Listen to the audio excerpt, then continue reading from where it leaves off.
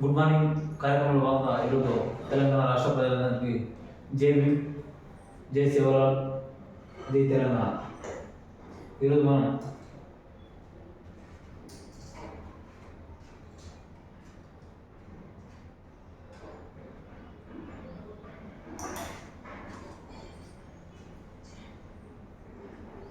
ఆదాం హైదరాబాద్ పేపర్ని చూసుకుంటున్నాం.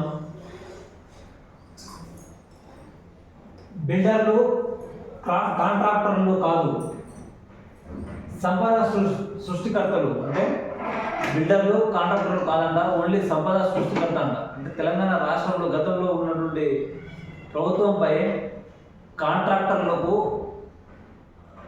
ఇచ్చినటువంటి సంపద మొత్తం తెలంగాణ సంపద అని చెప్పినప్పుడు ఇప్పుడు బట్టి విక్రమార్క చెప్తున్నటువంటి సందేశం ఏంటంటే బిల్డర్లు కాంట్రాక్టర్ కాదు, సృష్టికర్త అని చెప్తున్నారు. ఎట్లా సృష్టికర్త? తెలంగాణ రాష్ట్రంలో వాళ్ళు నిధులు చేస్తున్నారా? ఎట్లా సృష్టికర్త? లేకుంటే వాళ్ళ వల్ల నిధులు వస్తున్నాయా అని చెప్పేసి మనం గమనించాలి. సంపద సృష్టించే వారికి అవసరమైన సాయం చేస్తాం, అది చేయాలి. సంపద సృష్టించే వారికి అవసరమైన సాయం చేయాలి, తప్పకుండా చేయాలి. జాతి నిర్మాణానికి బిల్డర్ చేస్తున్న కృషికి అభినందనలు. ఇది జాతి నిర్మాణం అంటే ఏంటి? అంటే ఇక్కడ జాతులను నిర్మాణం చేసినటువంటి వాళ్ళని మనం కృషి చేయాలా? బిల్డర్లు సంపద సృష్టించేది ఎట్లా సృష్టిస్తారు? వాళ్ళు బిల్డర్లు సంపద ఎట్లా సృష్టిస్తారు? తెలంగాణ రాష్ట్ర ప్రజలు ఆలోచించాలి. పెట్టుబడులకు తెలంగాణ అన్ని రకాలుగా అనుకూలం. పెట్టుబడులు ఒకవేళ బయట దేశం నుంచి ఏదైనా కంపెనీలు వస్తే వాళ్ళకు అనుకూలం, తప్పకుండా తెలంగాణ అనుకూలంగా ఉంటుంది. బిల్డర్లు కన్వెన్షన్ కార్యక్రమంలో డిప్యూటీ సీఎం బట్టి విక్రమార్క అంటే వాళ్ళ కార్యక్రమంలో పోయి వాళ్ళకు అనుకూలంగా మాట్లాడితే వీళ్ళకు వచ్చే లాభం, తెలంగాణ రాష్ట్ర ప్రజలకు వచ్చే లాభం కాదు, వీళ్ళకు వచ్చే లాభం. కాబట్టి ఆ విధంగా అనుకూలంగా మాట్లాడడం జరుగుతుంది వాళ్ళ యొక్క సభలు వెళ్ళి.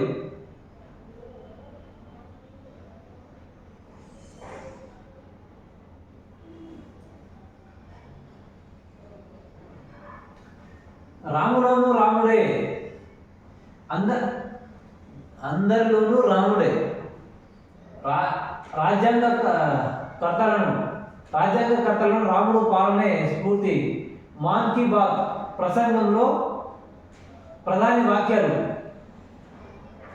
రామజ్యోతిని వెలిగించి దేశం పండుగ చేసుకుంది, దేశ ప్రజలందరి మదిలో రాముడే ఉన్నాడన్న మోడీ.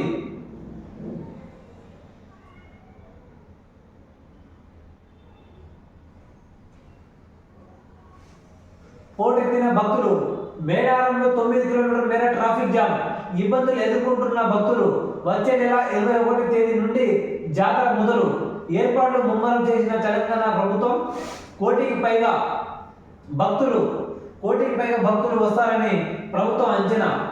మేడారం జాతర చాలా విశిష్టమైనది.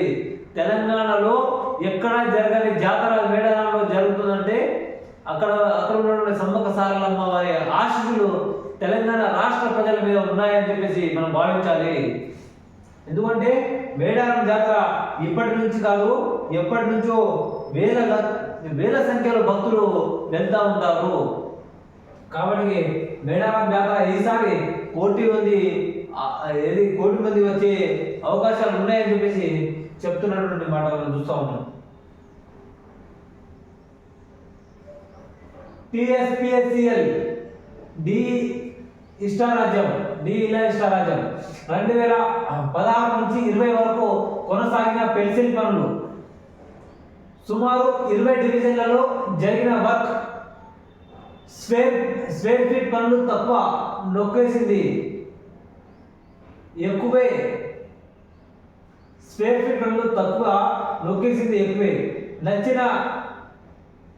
నచ్చిన గుత్తదారులకే ఓపెన్ టెండర్లు అప్పగింత.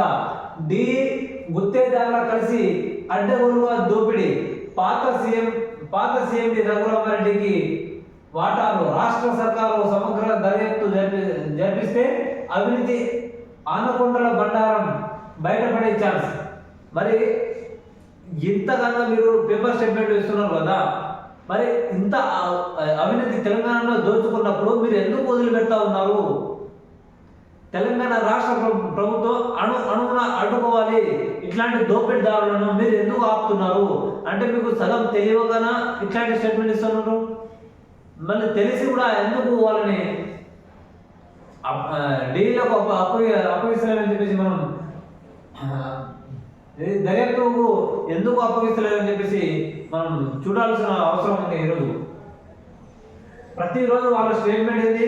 బీఆర్ఎస్ మీద బురద చేయడం, అదొక్కటే స్టేట్మెంట్.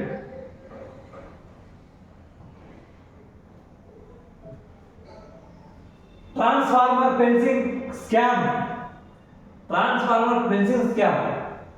వేల కోట్లే.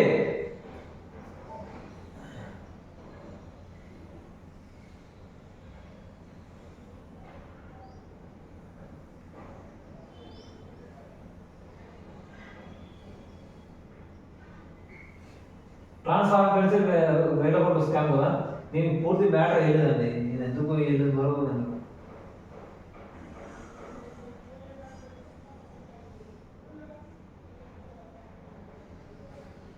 పొద్దున్న రాజీనామా, సాయంత్రానికి ప్రమాణ స్వీకారం. బీహార్ కొలువు తీరిన కొత్త ప్రభుత్వం తొమ్మిదవసారి సీఎంగా ప్రమాణం చేసిన జేడీయూ అధినేత కూటమి గుడ్ బై చెప్పిన కొన్ని గంటలకే ప్రభుత్వం ఏర్పాటు. ఏడాదిన్నరలో మళ్ళీ కూటమి మార్చిన నితీష్ కుమార్ మలుపులు తిరుగుతున్న బీహార్ రాజకీయ చదరంగం. బీజేపీ నుంచి ఇద్దరికి డిప్యూటీ సీఎంలుగా అవకాశం.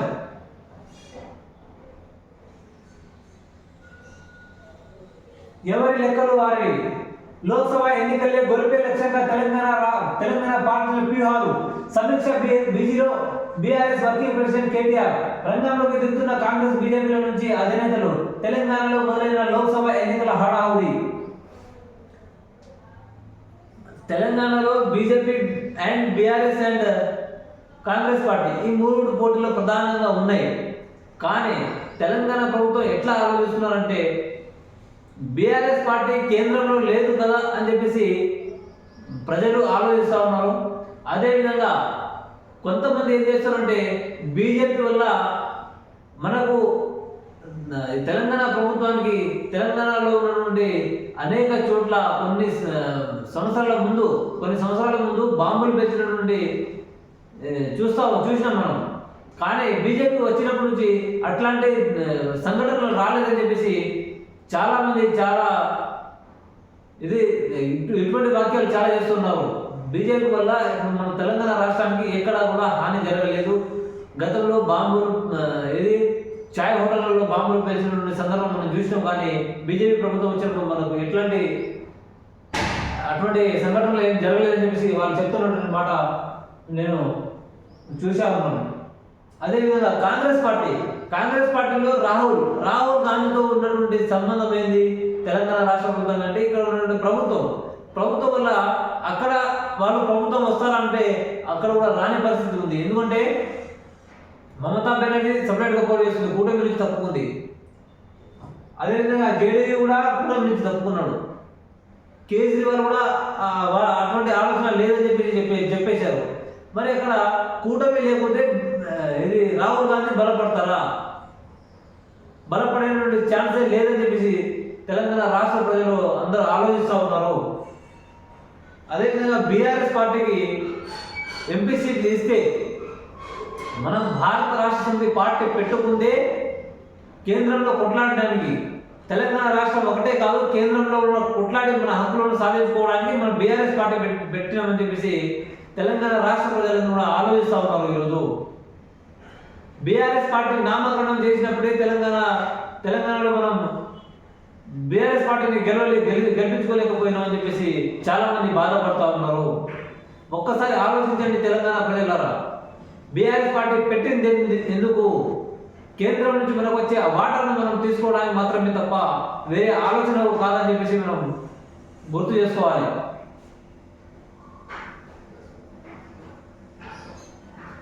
నలభై 45 రోజుల్లో 12 కోట్ల మంది ప్రమాణం. 45 రోజుల్లో 12 కోట్ల మంది ప్రయాణం. రోజు సగటున 27 లక్షల మంది మహిళలు ప్రయాణం. కారుణ్య నియామకాల కింద 813 మంది కండక్టర్ల నియామక ప్రక్రియ త్వరలో. 2375 కొత్త బస్సులు ఆర్టీసీ ఎంపీ సజ్జనాథ్ కీలక ప్రకటన. కమిషన్ల మధ్యలో మేయర్ జక్కా.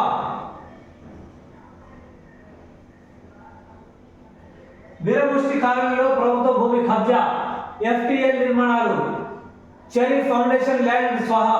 మేడిపల్లిలో సర్వే నెంబర్ 101, 102 ప్రభుత్వ స్థలాల్లో కబ్జా. 5 లక్షలు తీసుకొని ఇంటి నెంబర్ అలాట్. ప్రజాధనాన్ని దుర్వినియోగం చేస్తున్న పిర్జాదిగూడ మున్సిపల్ పాలకులు. కోట్ల రూపాయలు వెచ్చించి వీధి మార్కెట్ నిర్మాణం, చెరువులు సుందరీకరణ. 3 సంవత్సరాలు దాటిన లబ్ధిదారులకు కేటాయించకుండా కాలయాపన. పలు కారణాలు చెప్పి కట్టిన మార్కెట్ కూల్చివేతలు.